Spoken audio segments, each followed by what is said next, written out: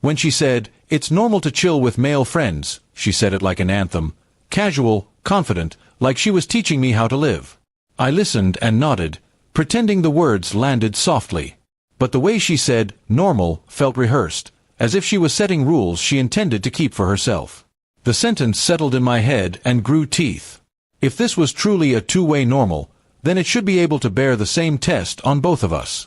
So the very next day I texted an old colleague I trusted and arranged a harmless catch-up, coffee, no agenda, nothing to hide. I told myself I was only checking the mirror.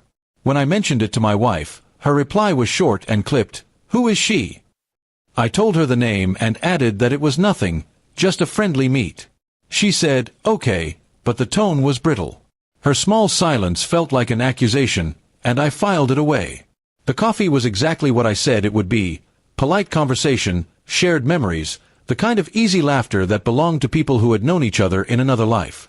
Still, my head kept snapping back to my wife's earlier declaration. Would she mean it for both of us, or had she only meant to buy herself a free pass? Back home, the air was different. She moved through the apartment like a person checking for hazards. She asked how my day was, how traffic was, whether the coffee was any good. When I said it had been fine, she closed her eyes briefly, as if tasting something sour. Over the next week, the imbalance became a pattern. She stayed late at work dinners. She laughed on the phone and silenced it when I entered the room. Names appeared and disappeared on her screen. Her normal, for herself, looked a lot like secrecy. My normal became suspicion. I didn't explode. I collected. I kept screenshots of strange messages she claimed were from clients. I wrote down dates and times of nights that never added up. I saved copies of a handful of conversations that, when read together, sketched a web she hadn't meant me to see. I turned my hurt into a ledger. When I confronted her, I expected denials, maybe anger, maybe a plea. Instead she pivoted into indignation, calling me jealous, small-minded, controlling. Her words were fast and practiced. Her eyes slid away when I read aloud the fragments I'd saved. She blamed stress, loneliness, the need for adult conversation. The excuses felt thin. She tried to flip the script by accusing me of invasion of privacy. She said trust is a two-way street and that my snooping had crossed a line. I let her speak. I let her believe for a moment that she still had the narrative. Then I closed the ledger and said nothing more that night. I decided on a different kind of answer, not loud and not illegal, but precise. I would expose the double standard in a place where she could no longer pretend everything was normal.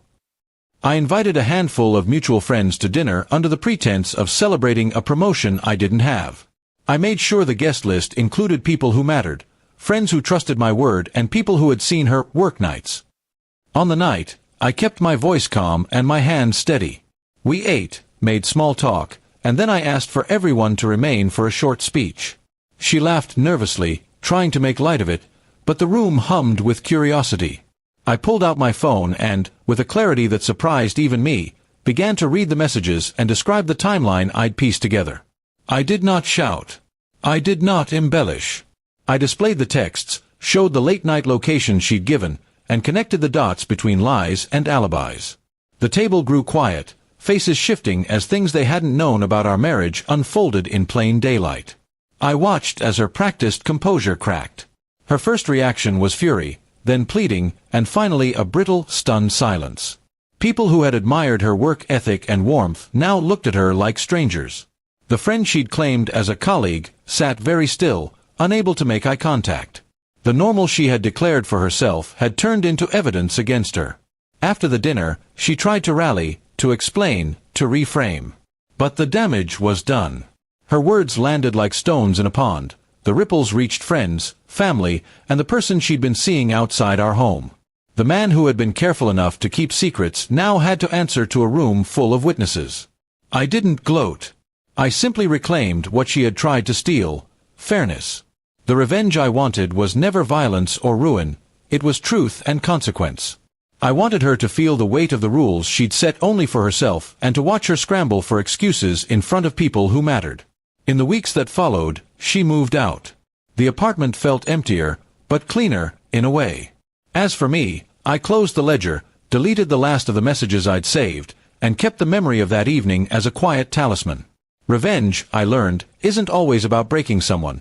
Sometimes it's about restoring balance, walking away with your dignity, and letting the truth be the punishment.